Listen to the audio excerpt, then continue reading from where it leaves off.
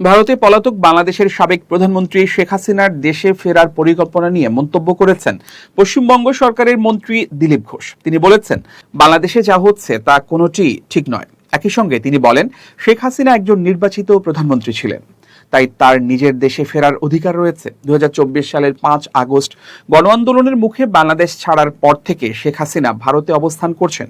বর্তমানে তিনি দেশটির রাজধানী দিল্লির একটি গোপন স্থানে রয়েছেন বলে জানা গেছে। ভারতে অবস্থানের প্রায় ২ বছর পার হয়েছে শেখ হাসিনার। এরই মধ্যে বাংলাদেশের আদালতে জুলাই গণঅভ্যুত্থানে গণহত্যার দায়ে তাকে মৃত্যুদণ্ড দেওয়া হয়েছে। বার্তা সংস্থা রয়টার্সের এক প্রতিবেদনে বলা হয়েছে, আগামী ডিসেম্বরের মধ্যে বাংলাদেশে ফেরার পরিকল্পনা রয়েছে আওয়ামী লীগ নেত্রী শেখ হাসিনার। রয়টার্সকে দেয়া প্রায় ১ ঘন্টার টেলিফোন সাক্ষাৎকারে তিনি জানান, চলতি বছরের ডিসেম্বরে দলের জ্যেষ্ঠ নেতাদের সঙ্গে নিয়ে দেশে ফিরে স্বেচ্ছায় আদালতে আত্মসমর্পণ করার পরিকল্পনা করছেন। এটি ছিল দেশে ফেরার সম্ভাব্য সময়সীমা নিয়ে তার প্রথম প্রকাশ্য বক্তব্য।